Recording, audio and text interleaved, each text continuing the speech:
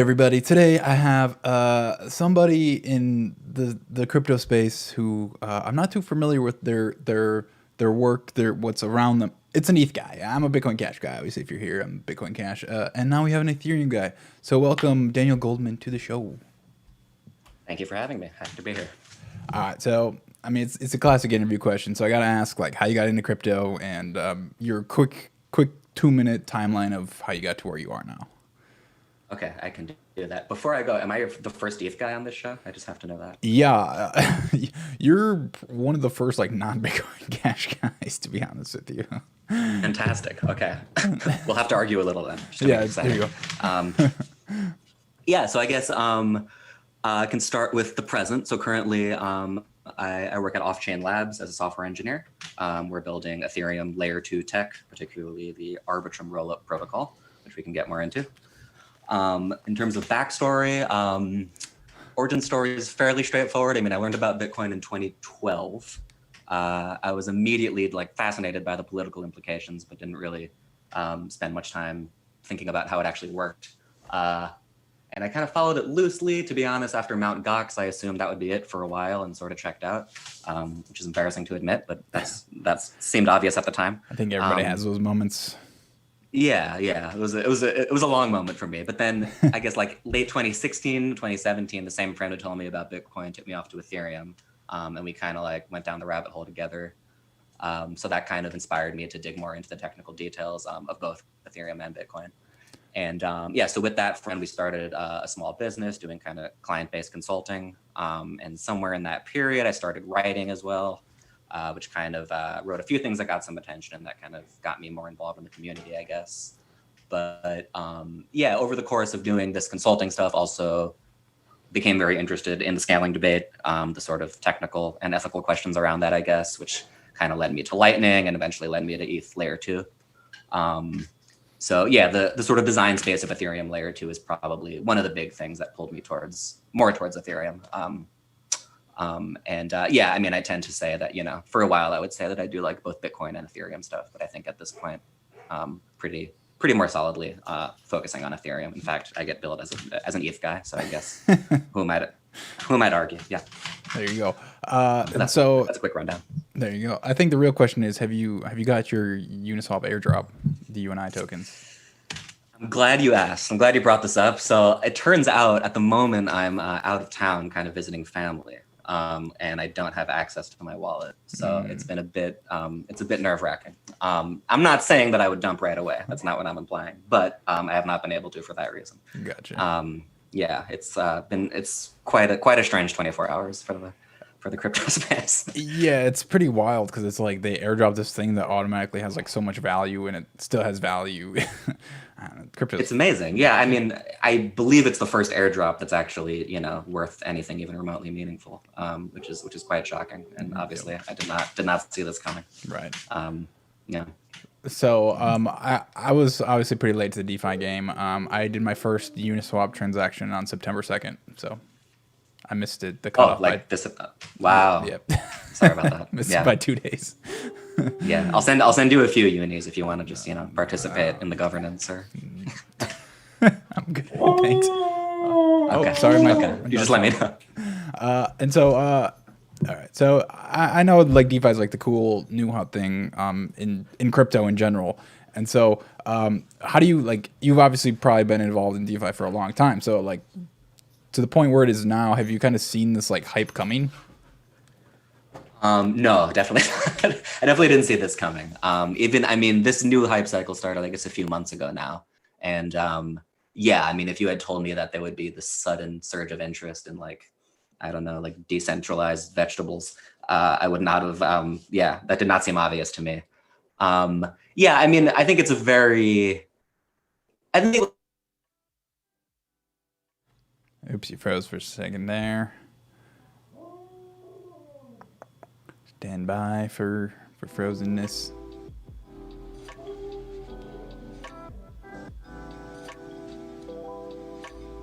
Stand by. Stand by for vegetables on the blockchain.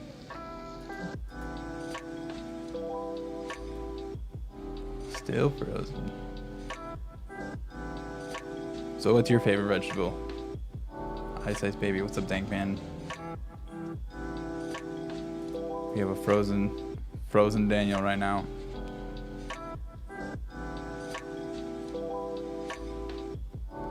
And we lost him. All right, so we'll work on getting him back in here. What's your favorite food token? He's thinking very deeply. Yeah, exactly. All right, so he's got the link, so just wait for him to hop back in here. He's thinking very deeply.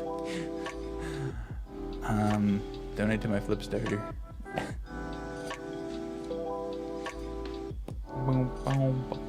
What's your favorite food token? Is it sushi? Is it yams? Is there pumpkin? Probably. There's everything. Mine's sushi because I have some in it. Disclaimer, I own sushi.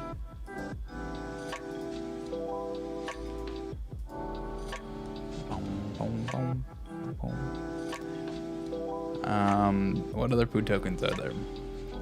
Alright, we're gonna go to the DeFi coin list while we're here. Have I heard of Bitcoin SV? No, I haven't. What is that?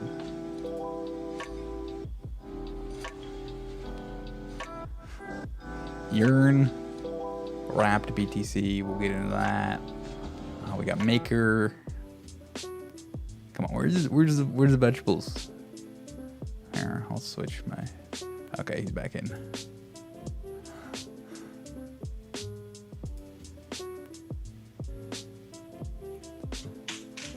Hey, I was just looking at the DeFi list. I was trying to find out my favorite food token. Yeah, please do. It's important stuff. Are we still on? Yes, we're still going. Okay, cool. Sorry about that. I just got booted off of Zoom. It's fine. Favorite food I mean, I feel like there's an obvious choice here, but I mean, the obvious one has to be yam. I feel like that's where things really took a turn. Yeah, that was kind of the one that turned the tide to like make food tokens cooler, right? It was yam. Yeah, and then it just went from there. Yeah, I don't know where it cut off exactly, but yeah, I was saying that like at its core, there's some interesting possibilities, and I think Uniswap is probably like the purest example of what DeFi could be. Yep. It's frustrating. I was talking about this with Harry Collender, who's one of the founders of Off-Chain Labs, but he was, Uniswap used to be the go-to example of just the most purest type of DeFi because it's truly, truly permissionless, trustless. You don't rely on third parties for safety, for liveness, no oracles, and like no token was part of that list, and that was nice to be able to say that. So we've sort of lost that, but it's still, at its core, I think it still is kind of, it's like probably the closest thing we have to true DeFi. MakerDAO is like somewhere in the middle. It's a pretty cool concept, and it's very useful, but the details get kind of messy. And then just a lot of the stuff out there, unfortunately, it's just, it's a lot of obfuscation over things that are either not that interesting or borderline scammy. Mm-hmm. So I think there's like potential there. We're still seeing proof of concept. And then recently, it's just become like, Ponzi meme coins to make a quick buck. So I don't think that stuff's very sustainable. Hopefully as this, if we get through this hype cycle, there'll be a little more focus on the more fundamentally interesting things, which again, it's like decentralized exchange, like especially the automated market maker stuff. I think synthetic assets, there's a lot of cool stuff you can do there. And a lot of that's still kind of just getting scratched. But yeah, as far as what's out there now, it's the actual interesting stuff is unfortunately kind of rare. So synthetic assets, explain that to me a little bit more. Yeah, so I mean, I guess MakerDAO is sort of an example of that. It's kind of a broad term, but in that case, what we're talking about is having a way to have value exposure to a certain asset without needing the asset itself. So in the case of MakerDAO, you over collateralize with Ether, and then you get these tradable dollars is the very, very simplified version. It's a pretty complex protocol. But what's cool about it is you can do things like that in ways that are, I would say, truly strictly trustless.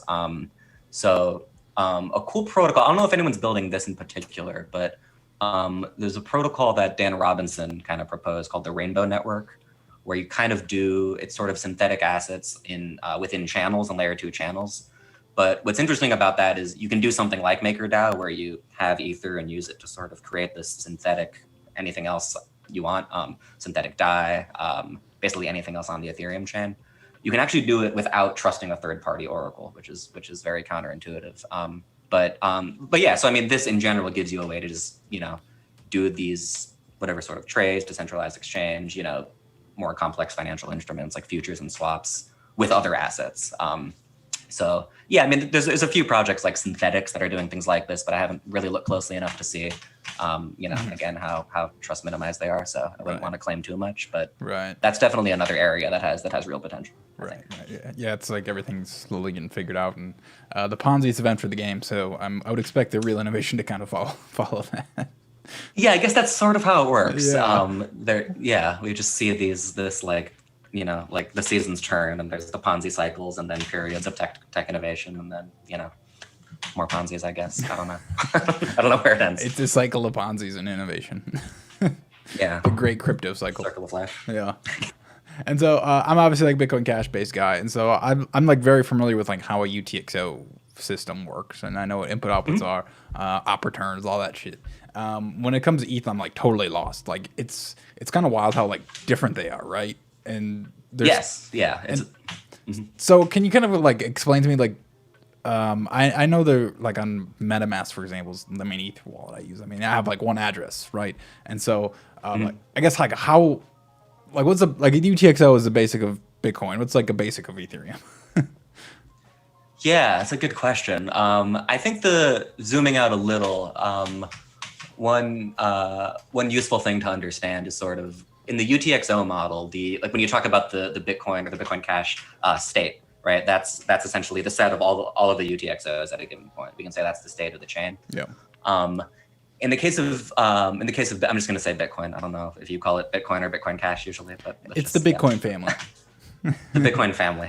In the Bitcoin family of protocols, the state is sort of it's implicit, right? So you execute all the transactions, you end up with this UTXO set, and the way you get it is by validating the full chain and executing all of them.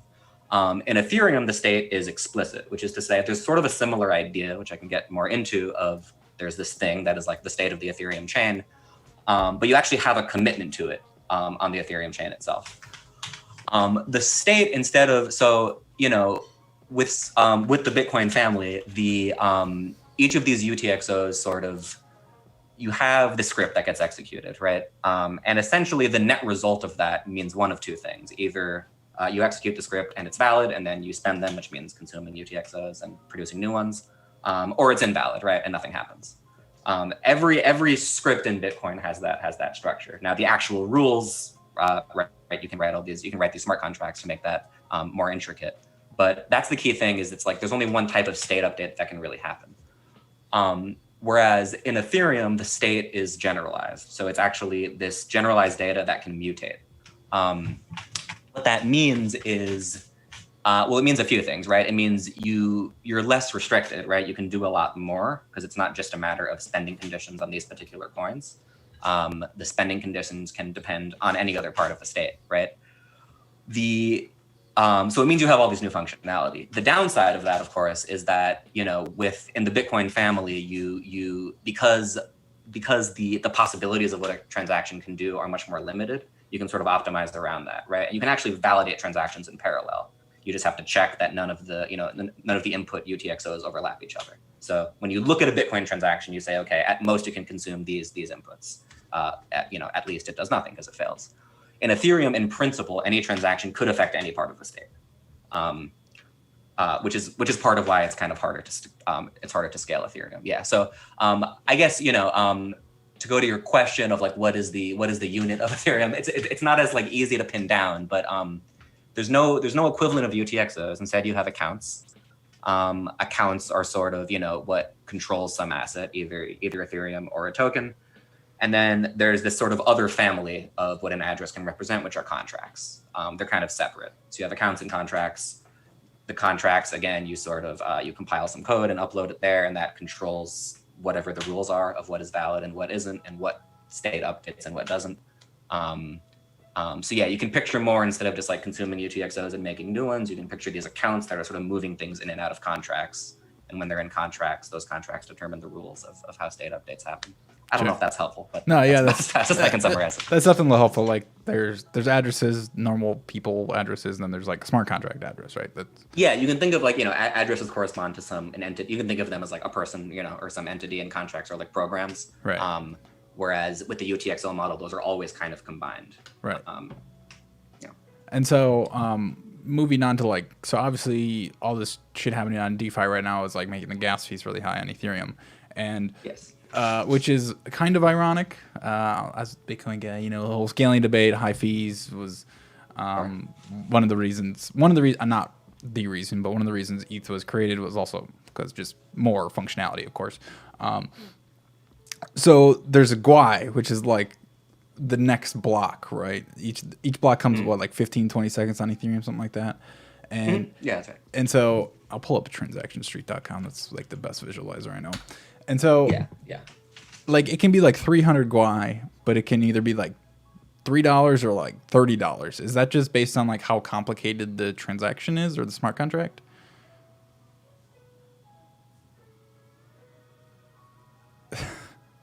Thinking very deeply again.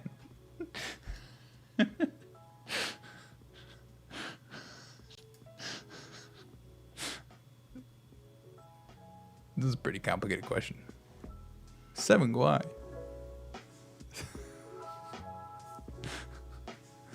Very, very complicated question. 165 GUI. Yikes. Zoom don't like me, I guess. So here's transactionstreet.com, txstreet.com. Oh, there he goes. Okay, make sure he's puts back up again. He's lost in thought. Yeah, he was really lost in thought. He was lost so hard he got disconnected. I'll explain what I know about Ethereum. So here's GUI. Here's the Bitcoin. We don't look at Bitcoin Cash one because there's not very many transactions in it. Wow, fees are very cheap on Bitcoin. Really? It's only 1 sat per VByte. Medium fee is still 80 cents. And then on Ethereum, it's 165 GUI. Which again, back to my question was, you broke the guest. Yeah, I broke him twice. Second time he's broken.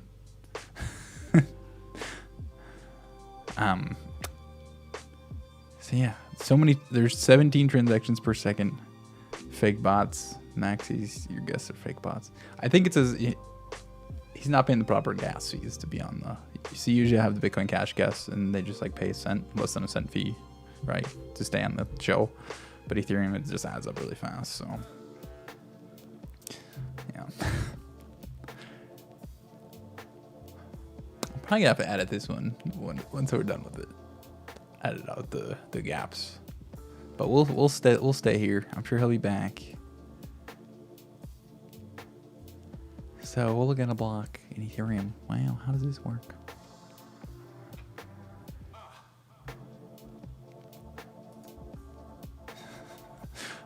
Stand by for guests. So let's see. We have a transaction here. It's a Uniswap protocol transaction. Who would have thought, right? 350 GUI, $6. I thought I really just like stumped him, you know. Such a good question. This is 350 GUI and the transaction fee was $3. So this is just probably a simple send.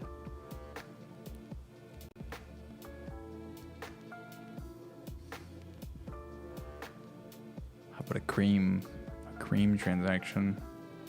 Jesus, this is $27. 350 GUI. Mint. I think they made a token. Wonder what food it is. Still standing by. How's everybody's day?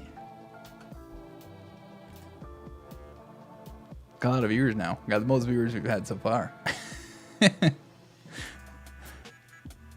Well, what does this GUI thing mean? What does this GUI thing mean? I think he said he was at his parents' house, so mom doesn't have very good internet connection. Okay, yeah, gas limit, gas used, gas price. I don't know how this all relates to each other.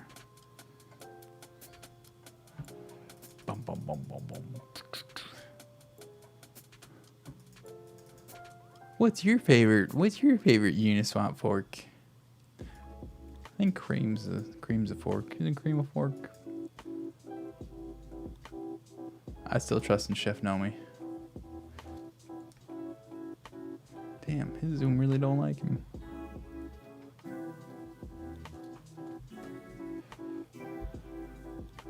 Wi-Fi issues. Just some simple Wi-Fi issues.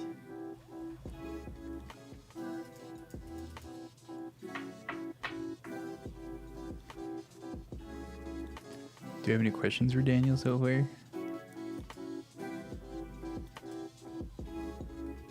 Let's see if restarts his Wi-Fi router. Hey, my flip starter is at 42.6 Bitcoin Cash out of 300. Wow. Pretty good, pretty good. It's like 15%. Wow, nice poster. Nice poster.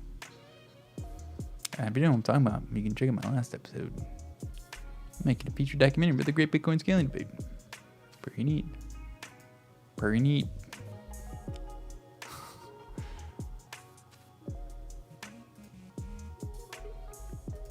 What's the gas limit? What's the gas price? What's the gas used by transaction? All right.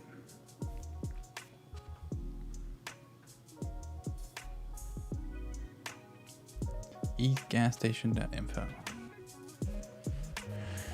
eGasStation.info. Trader fast. All right, he's back.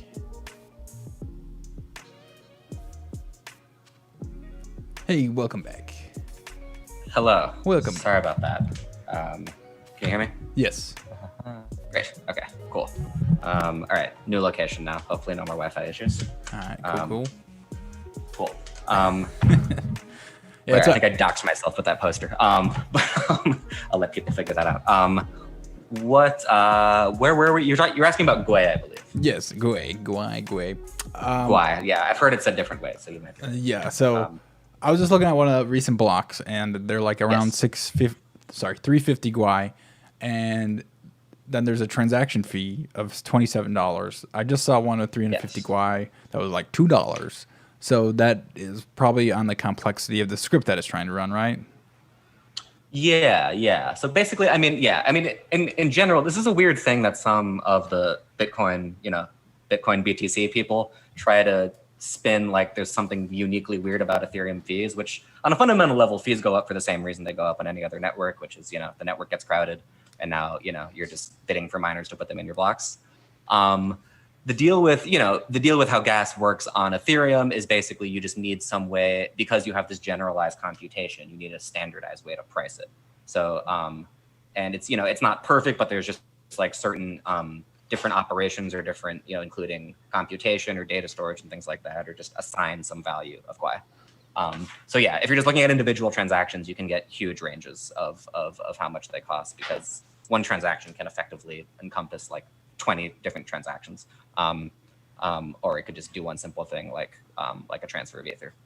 So yeah, I have to see specifically what you're looking at. But in general, they're getting huge and it's getting ridiculous, especially with this Uniswap thing. From what I've seen, people are paying like, in like the 30s or 40s of dollars for each individual transaction until like, to claim Uni might take a few transactions because you have to like transfer Ether just to pay the gas fee to claim and then another one to dump it. So yeah. So yeah, it's definitely getting serious. Yeah. So, and then there's a thing called gas limit and then gas used by transaction. So I'm like totally lost on what this means. I don't even know how to ask a question. Sure. Yeah. In terms of, so the gas limit, there's sort of two levels. There's a gas limit you can set on a given transaction, and then there's a gas limit per block. I guess so. Basically, taking a step back as far as what the stuff even means is, with Bitcoin fees, you essentially charge like sats per byte, and that's what fluctuates as fees go up. You pay more for that, right? Yeah.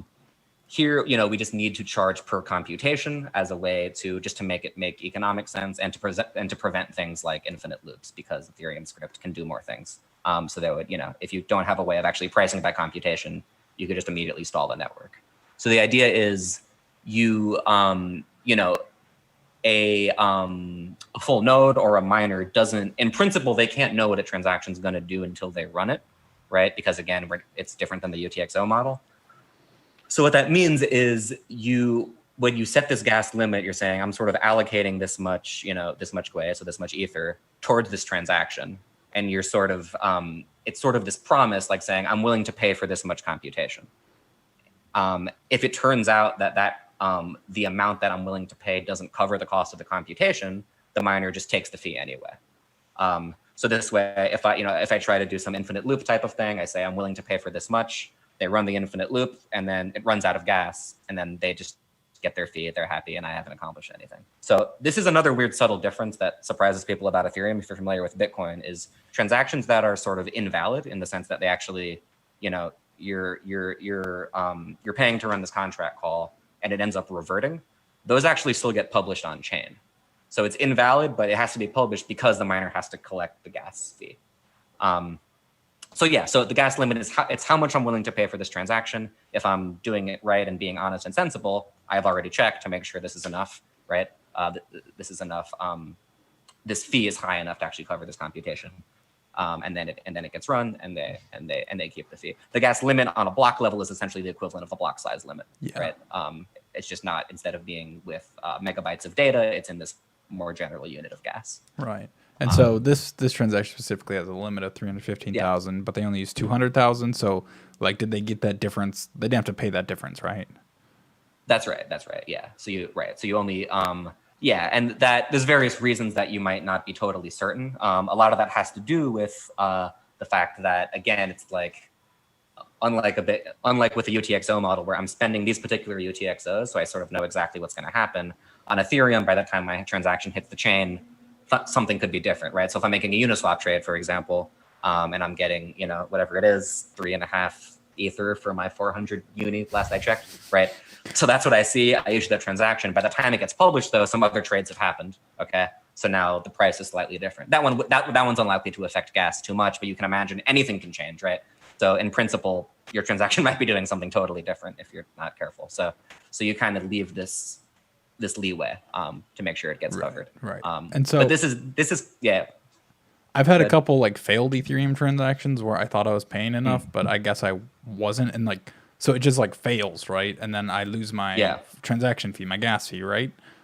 Yes, that's right. Right. So exactly. So even though it fails in the sense that no state update happens, except for you losing your fees, right? So that's why it has to get published, right? And that's this weird consequence. If we just got rid of that transaction and it didn't get published, you could then, the problem that would arise is you could then use that to DOS nodes and miners, right? And just do deliberately failed transactions. So that's like fundamentally built into the sort of the problem that Ethereum solved, right? Which is, how do you get this generalized computation? Is you need to just always sort of have this guarantee that gas will go to whoever runs the computation.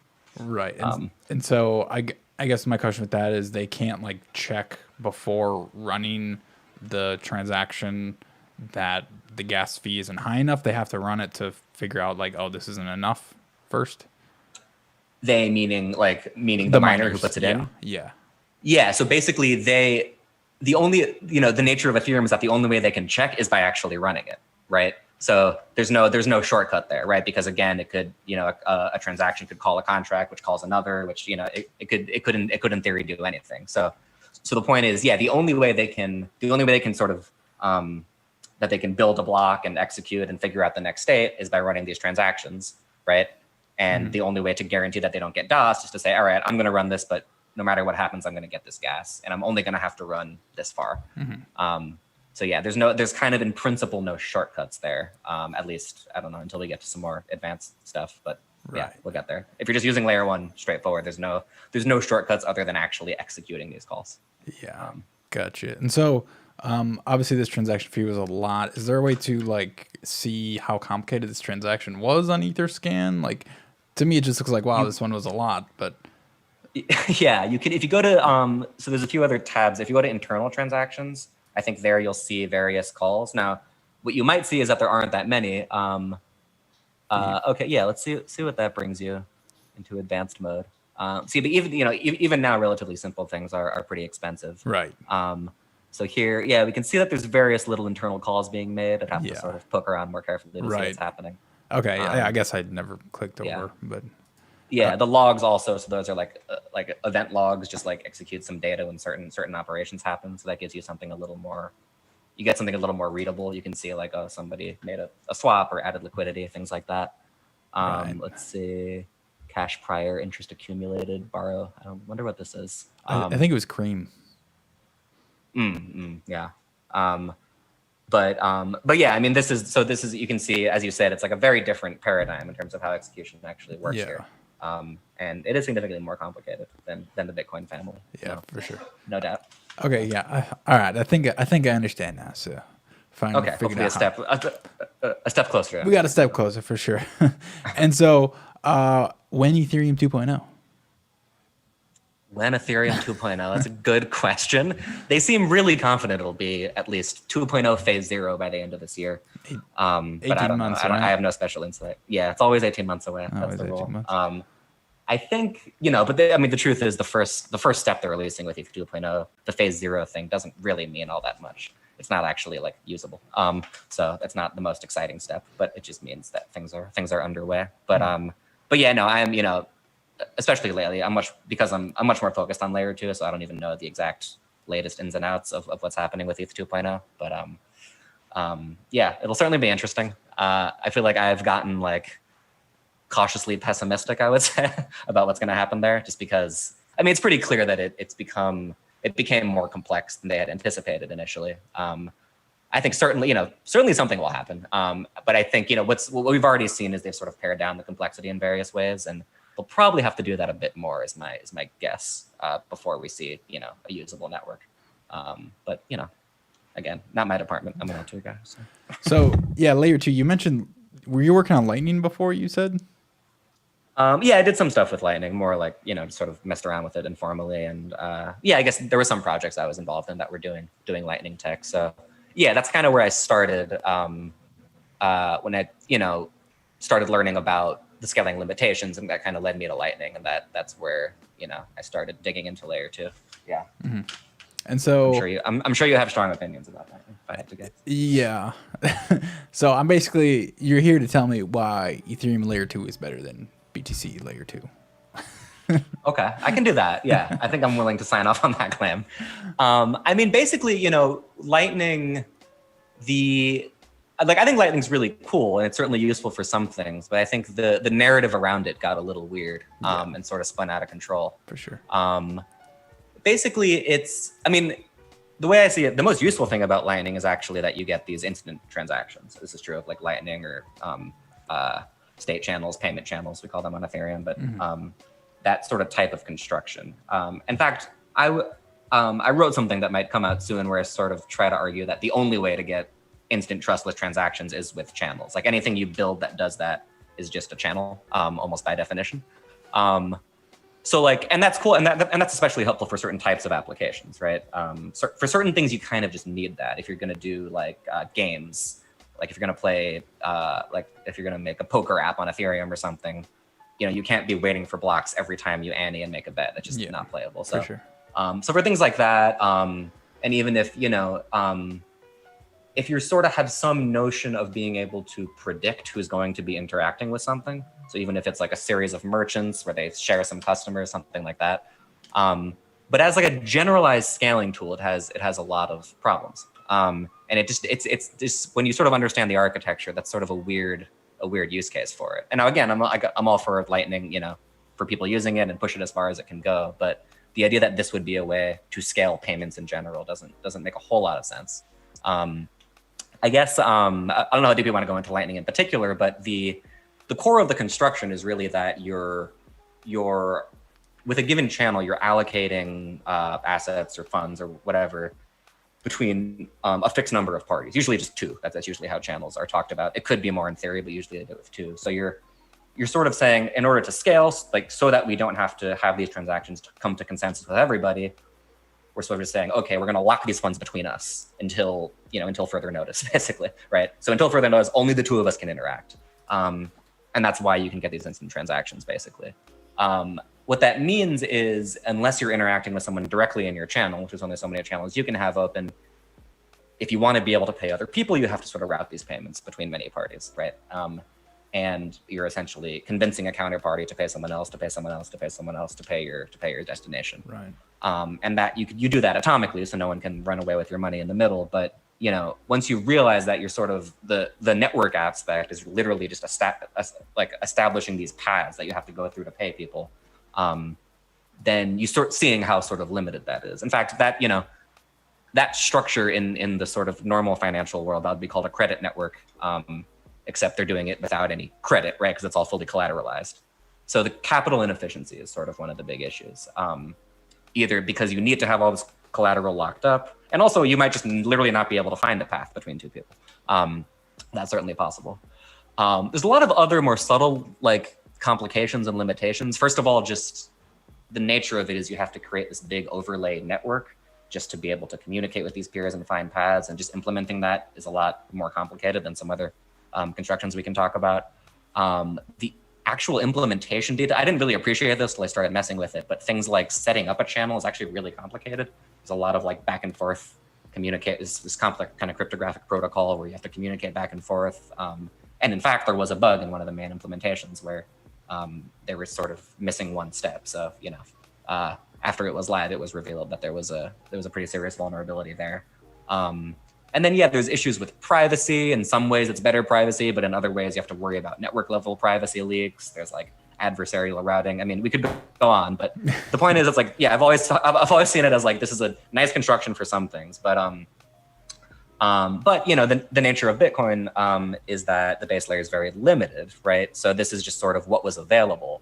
That's another sort of thing I think people don't understand. It's not like, it's sort of just circumstance that this is the construction that was available. When certainly when Satoshi was inlining Bitcoin, and when people were even thinking about these various opcodes to keep and get rid of, they didn't really have an understanding of the possible layer 2 construction. So it's just sort of, Lightning was there. They actually had to add some things to make Lightning available, and that's just sort of what they rolled with. And it's like, even within the Lightning space, the sort of types of channel constructions that most people agree are better, like L2, currently aren't possible on Bitcoin. They might be possible on Bitcoin Cash, weirdly enough, because I think Bitcoin Cash has some additional scripting capabilities. But they got reverse op bytes, and a couple other ones I don't know off the top of my head. Yeah, no, there might be similar things that got different names. I mean, the one that with L2 it needed, I guess not an opcode, but a sig hash flag, sig hash no input. Does that exist on Bitcoin Cash? I don't know. Not sure. But yeah, so the point is, even within Lightning, it's sort of hard to get. It's sort of a restricted design space on Bitcoin. With Ethereum, you sort of the sort of other there's various other families of layer 2 constructions you can get to, but I guess broadly speaking, a lot of them are more like sidechain type constructions, which is to say, I think the key difference just intuitively is, again, instead of having this capital locked up, we can only interact with these particular people. You can sort of think of like moving funds onto the sidechain environment, and now everyone there can just interact with each other as though it's its own blockchain, more or less. And so you don't get the sort of instant finality necessarily, but in terms of scaling throughput and things like that, it's there's just a lot more room. I mean, at first the big thing on Ethereum was Plasma for a while, which is sort of in this family of sidechain constructions. That was a pretty like kind of complex and ambitious move. It had like real serious scaling potential, but ended up being a little too complex to be feasible. But that kind of led to Rollup, Optimistic Rollup, and ZK Rollup that you mentioned, which again is more in this sidechain family, but doesn't have it's sort of more suitable to scale more generalized things, I guess I would say briefly. And if you want to go into the details of the differences between those, please I'm do. Happy to, but yeah, please do. So you mentioned Plasma. I haven't heard that in a while, but I have heard that. And so now you've been actively working on ZK rollups, right? And so obviously, I know what ZK means, zero knowledge. I don't know what a rollup is. Yeah. So with at Off-Chain Labs, it's actually more the again, we call it Arbitrum rollup, but it's more in the family of Optimistic rollup than ZK. So that's what I'm more directly working on. There's various other projects doing ZK rollups, some of which are live on mainnet. Those rollups just have a very good outlook on life, or what? Optimistic, yes. It's mostly an attitude thing. So basically, the optimistic term, that's sort of, I think maybe a good, there's a lot of different ways of categorizing these, but one way to split them is between the, so if you're using layer 2 generally, just to step back, obviously you're keeping something off chain, right? Or you're sort of taking work that would be done by a full node and doing it somewhere else. And that work might be, we're not even putting the data on chain, maybe it's computation, some combination of both. So if the work isn't being done by the full node, we have to sort of solve this question of, okay, then how do we make sure it's still secure? In other words, how do we make sure that these state updates, the rules that determine a valid state update actually get followed? The sort of optimistic style layer 2s, let's just say, do that with fraud proofs. And I would say optimistic very broadly would include stuff like Lightning, include Plasma, and include optimistic rollup, which basically just means instead of layer 1 validating everything, so we ensure it's valid because we just do all the work, we say, okay, we're going to sort of optimistically assume it's valid and then use layer 1 for disputes if anyone wants to dispute it. So the scaling comes from, instead of all of this work is required by layer 1, it's sort of opt-in. If you want to validate, you can. If you want to participate, you move your funds there and then you can protect them. So it sort of shifts the burden in that direction. So in rollup, yeah. So with rollup, it's sort of handling safety, you would say that way. With something like zk rollups, with zk zero knowledge, as you said, you're validating. Instead of using fraud proofs, you're using validity proofs. So you're actually using layer 1 to ensure that the state update is valid.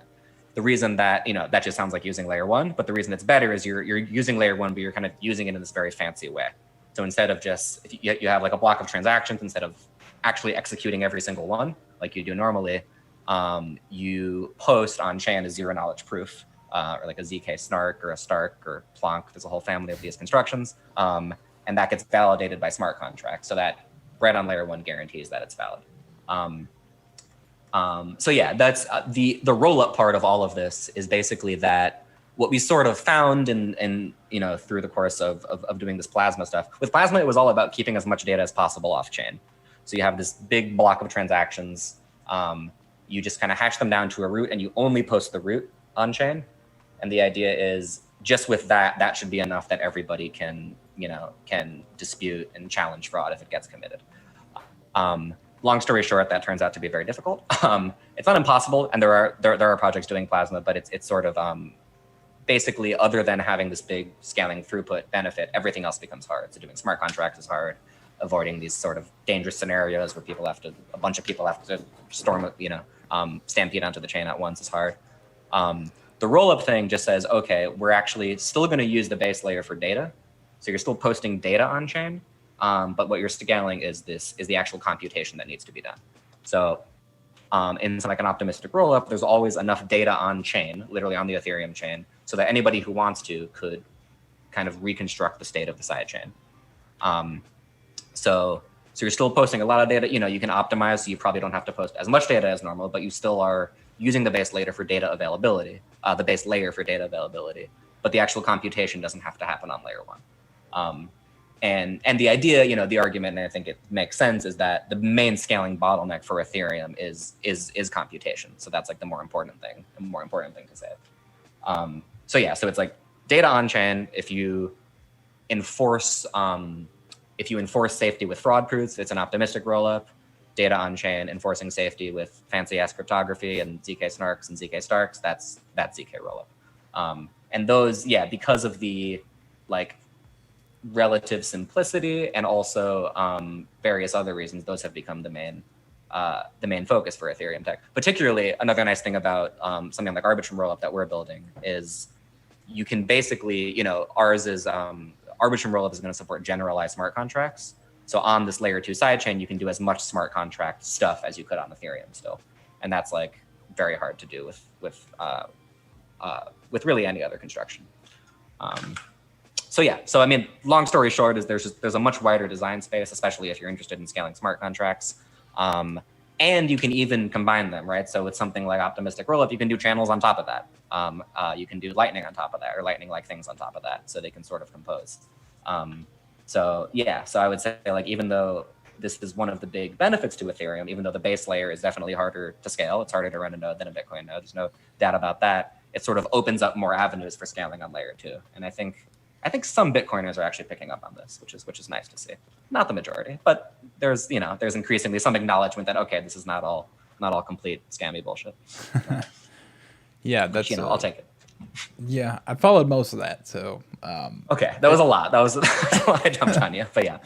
No, it's fine because like, yeah, you put, yeah, I couldn't re-say it, but I understood it. We'll just go. I won't quiz you. I won't quiz you. All right, cool. Yeah, do a pop quiz. I've written a few pieces on some of this text, so I can send you them, and then I'll quiz you after that. Sure, yeah. So yeah, you're saying the Bitcoiners may not see it's a scam anymore, but they really don't like it when you wrap BTC on Ethereum, do they?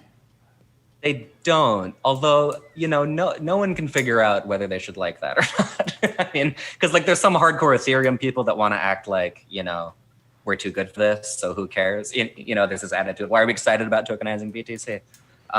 And then, yeah, with Bitcoiners, some of them are like, fine, let's just use Ethereum and drive their fees up. But then also driving fees up is good for miners. So it's all very confusing. What I think we can all agree is bad is that pretty much, I think just about all of the BTC that's on Ethereum now is essentially just trusted. So it's not very interesting.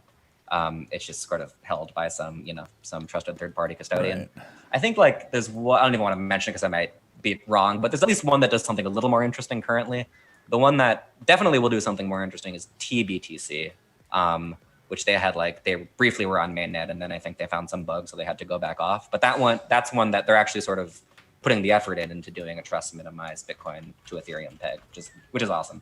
So hopefully that starts taking off more. But yeah, I mean, I'm not sure exactly why it's happening. Maybe it is because of the DeFi stuff, and there's some more opportunities to get yield, and like that's cool.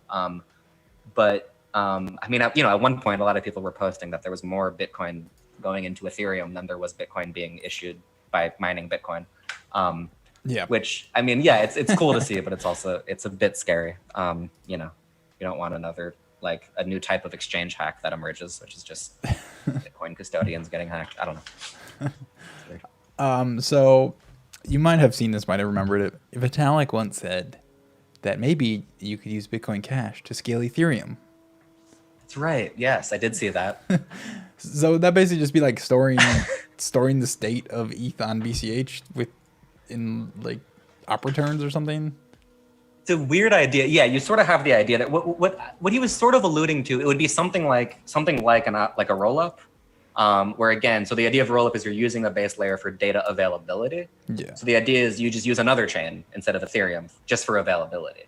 Yeah. So it's definitely it's not simple. Like he threw it out there, like, there's a lot of tough questions, but it would be something like, what I imagine is on Ethereum, you would have this like Ethereum to Bitcoin Cash interoperability bridge, where probably you would do like a header relay. So maybe all the Bitcoin Cash headers keep getting posted on Ethereum. You validate sort of SPV style.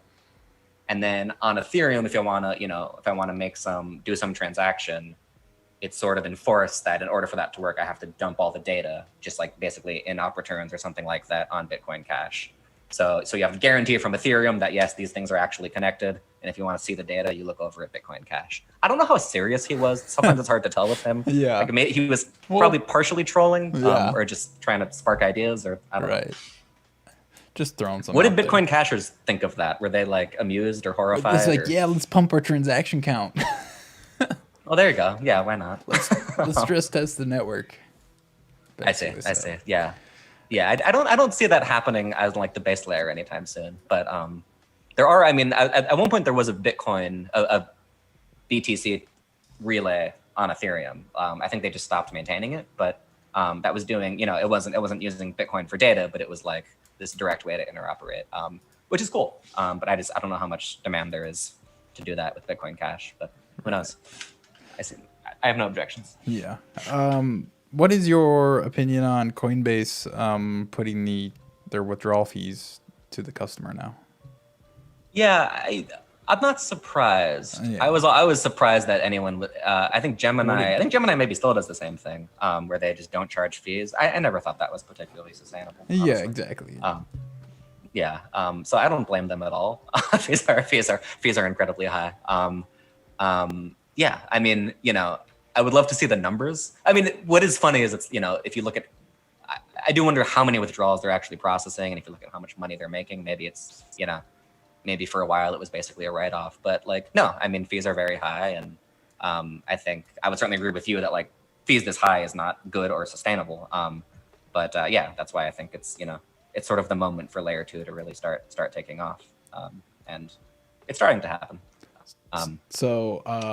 Melt them, whatever, I forget her freaking name, but she said Yep. she had a tweet that was like complaining about it, right?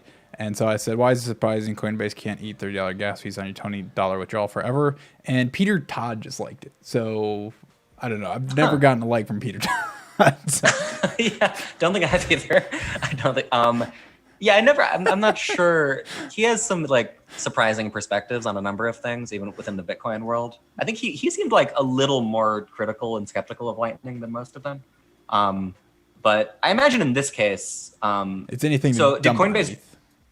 Yeah, exactly. It's just like, ETH bad. Yeah. So that's not too surprising. Did Coinbase get rid of their? Is it just for Ethereum that they're doing this? Or is it it's all the coins. So like anybody. Okay. So like BTC2 then. Yeah. Yeah. I mean, look, like if people are going to be using this, fees need to get lower. So yeah. I don't think this is a Coinbase problem. This is a crypto problem. Not at all. It's just so funny to see everybody like so mad about it. It's just like, yeah, I know. It's a weird thing to be mad about. Like you took away the free thing you were giving us. Like people always get mad at Coinbase. Like that's like the number one enemy. I know. It is odd. I've never quite really understood why, to be honest. I mean, there were a few horrible things that they've done, but I think it's since, it seems like there's something deeper than that. Ever since they launched Bitcoin Cash, I think, and then it like pumped like 4,000 on their exchange. I think ever since then it's just like been like the number one hated exchange.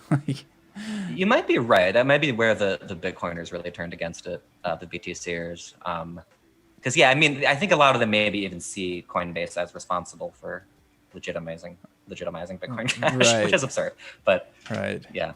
I think they also like Brian Armstrong's a little too not maximalist enough for a lot of them. You know? Exactly. I mean, he like says nice things about New York Agreement and all that shit. So yeah. I guess it all comes back to that. So are you part of the Vile gang? I know it's like unofficial membership, but there's nothing official. I think I'm at least an honorary member. Honorary member. I think I can claim that. I think I'm part of it. Yeah, sure. I'll say it. I don't know if it's dangerous to admit. That's all. Could you define it in your own words?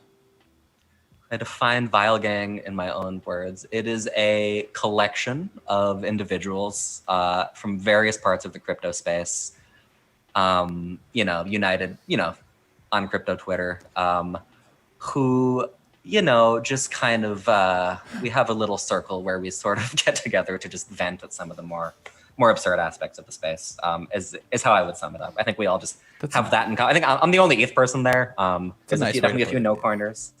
Yeah, I'm being as gentle as possible. Let's be real. That the ringleader Carbon's gone full degen DeFi, and like he's become the very thing he hated. Right? It's a really sad fall from grace. I don't get it. I really, to be honest, and like I've hung out with him a few times, good guy. But I sort of like was taking a semi-Twitter break these past few weeks, and coming back on, I was looking at his feed, and I legitimately couldn't tell whether he was being ironic, in which direction, how much so. But he is really doing DeFi stuff, right? Yeah, like he's definitely like making a lot of money on it. He's actually like, I was like, are these all jokes? Like this seems a little too real. Yeah, that's a fascinating evolution. I'm gonna have to talk to him about that. Yeah, it's funny. I like like everybody knows it's like Ponzi-nomics at this point. I mean, you're dealing with food tokens, right? And so like if you make fun of it, it's fine, right? Like right.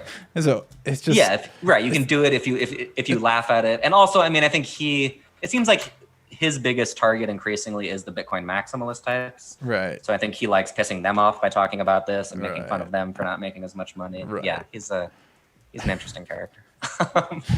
It's a fall from grace. He's become the very thing he hated. That's all I'm saying. I mean, I think so, right? There's no other way to cut it. This is the ultimate shitcoiner move. True. Yeah, shitcoiner. No, you're right. I'm being too nice to him. No, I mean, I think I sort of for a bit, I think, I'm sure you're the same way. We all go through cycles in this space of being like wide-eyed and optimistic and excited, and then like, oh my god, this is all bullshit, and Yeah, and, it's about everything every other day for me. Yeah.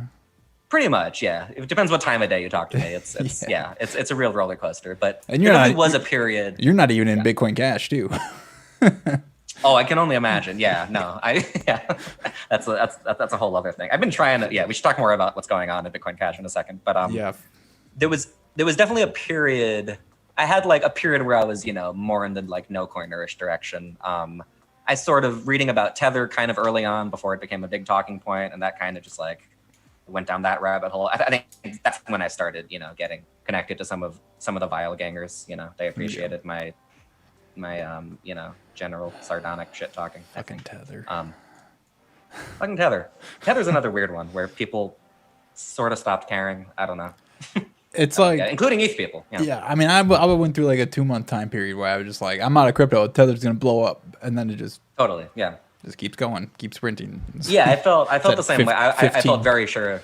Like 15 billion now. Yeah. Or something like. Yeah, I was definitely wrong about that. I was sure that there would be something more like a big collapse because of Tether, but and I just stopped following the developments. Yeah, soon enough, it just became. I don't know. I just didn't have the heart to keep following it. Like at this point now, there's just enough people know about it and are talking about it that I don't feel like I need to make as much noise. But yeah, that was definitely one of the first big like dips in the emotional roller coaster of just learning about Tether and seeing how few people gave a shit. Right. Yeah, Tether itself is a good example of how most of the people in the space are just like gamblers, right? Yeah, I mean, 100%. Yeah, I mean, that's driving a lot of it. Say 95% of people. Oh yeah, I don't mean right. I don't mean 100% of them are, but I mean, it is 100% true that. Yeah. I mean, we all are. We all are. Yeah. That was another funny one with the sort of Bitcoin Ethereum rivalry thing was as Tether started moving towards Ethereum. That was another one where no one could figure out what they wanted the narrative to be. Like, is this good for Ethereum? Is it bad for Ethereum? Is this good for Bitcoin? Bad? Like, there was just I heard all four of those from both sides. It's just Tether's actually on Bitcoin Cash now too. Oh, is it? I didn't even know that. So like realistically, I mean it's on Tron too, so like it's on everything, right? Omi's Go or some shit. So you would think like exchanges would like say, oh, you want to withdraw your Tether, like give them options for which chain. Wouldn't that make sense? Like, oh, it's going to be less. You're gonna have to pay gas fee on it, but I don't think you've ever actually seen exchanges do that. Actually, I'm not really sure, like because most exchanges they only have pairs for like Tether, not like Tether on Ethereum, Tether on Omi's Go, right? Like it's just Tether. Correct. Yeah. And at least, a while ago, you couldn't even, with most of them, you couldn't even withdraw it. Right. So it's just this like abstraction. It's this abstraction of there's a dollar available somewhere and you can have exposure to it. Yeah. And as long as that keeps literally working, then don't complain. But yeah, I wonder now, I don't know. Can you even withdraw Tether to Ethereum? I'm not going to try. But, I mean, one time I gave Tether from one Binance account to another and it was $20. So. Okay. So that's something. Yeah. But that's just within Binance? Yeah, it was one Binance account to another. So. Right. I mean, it was like my friend's account. So, but yeah, it was interesting for sure. Yeah, you have questions about Bitcoin Cash right now? Well, I wanted to, so I'm definitely behind. Like I used to follow what's going on in more chains more often. So I'm definitely behind in Bitcoin Cash world. But I guess like, I'm sure this is not a short answer, but TLDR, this like upcoming potential split, can you give me like the lowdown? So Bitcoin ABC, Bitcoin ABC, the main client that forked Core, they now want to put it's called the infrastructure funding plan. They basically want to redirect 8% of the Coinbase reward to 50% of that would go to themselves and 4% would go to this global network council. And now this consists of Bitcoin Cash miners and big holders of the ABC coin. And so gotcha. Basically, so I remember this, and I followed this as this started developing earlier this year. Yeah. Has that plan evolved, or was that what was initially proposed? So it was like 4 different iterations. The first one was like 12.5% to like a random Hong Kong corporation, and then there was that's what I remember. There was a couple other ones. There was one where they like had a voting period for like miner signaling with BIP9, and only one block voted for it, and it was by accident because it was vote yes by default on that particular software version, and so that was updated, and so like literally nobody voted for it, and then it was put on the shelf. Bitcoin Cash node was announced like shortly after the first IFP, And so ABC's kind of always had like a rift with the rest of the ecosystem. Yeah. And so probably due to like Omri just kind of being a general asshole, lack of a better word. And so yeah, and now they reintroduced. Then the difficulty adjustment algorithm is like needs to be changed on Bitcoin Cash because it's a fucking shit show right now. And so somebody came out with the Jonathan Toomey came out with the assert one, and then he like had like a proposal. He never technically submitted it to ABC for review, and then ABC came out like, we're gonna do this one called Grassberg, which from my very limited understanding was just way more complicated. And like, why would you do that? We have this perfectly good one here. And then they're like, all right, we're going to do assert, but we're going to put the IFP back in. And so that's where we are now. So interesting. So yeah, it'll definitely be a fork. It'll definitely be a fork. And how a fork's going to go down? It's ABC versus all these other nodes. Bitcoin Cash node was a fork of ABC back in March, and the people in Bitcoin Cash node were actually like started in ABC back in the day and just kind of had to fall lines out with Omri. And so basically how the fork's going to work, if Bitcoin Cash node and friends get more hash rate, there's going to be 2 chains. If ABC gets more hash rate, the Bitcoin Cash node and friends will follow the majority hash rate, so there'll only be 1 chain.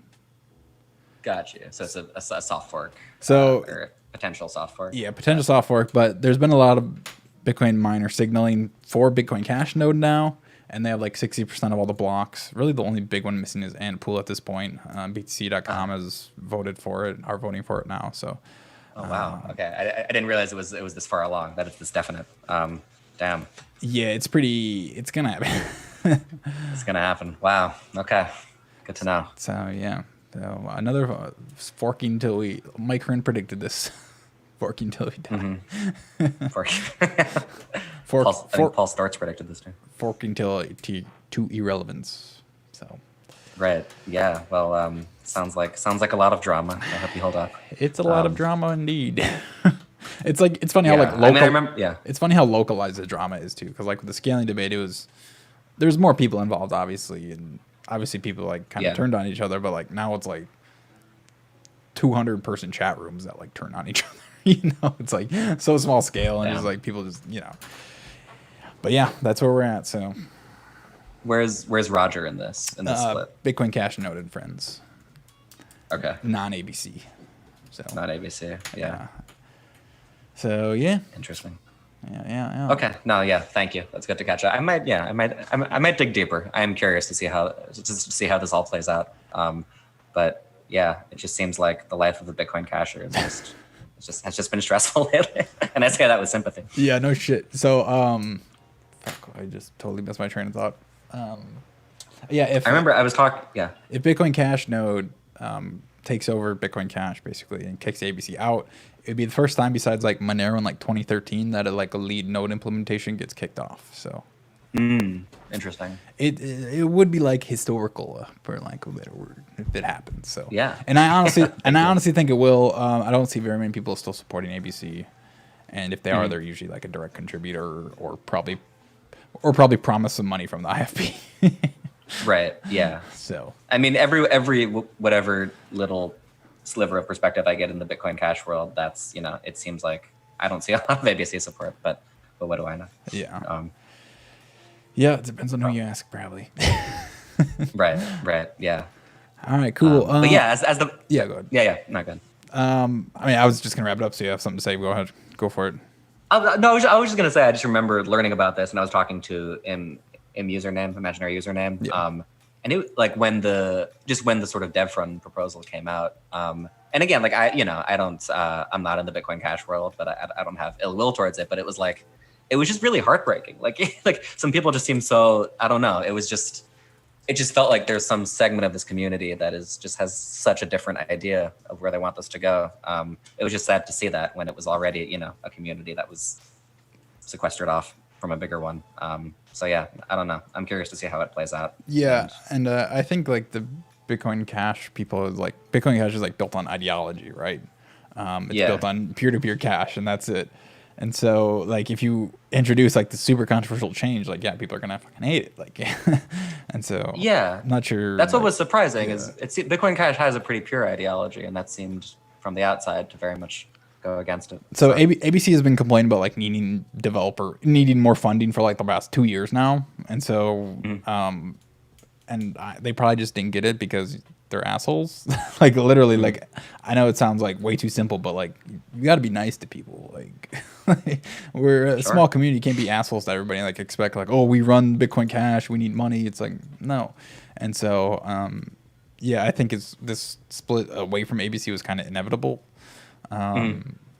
So yeah, and all right. Have you seen Flipstarter, by the way? I'm sure you've seen it around, but it's like the decentralized crowdfunding platform.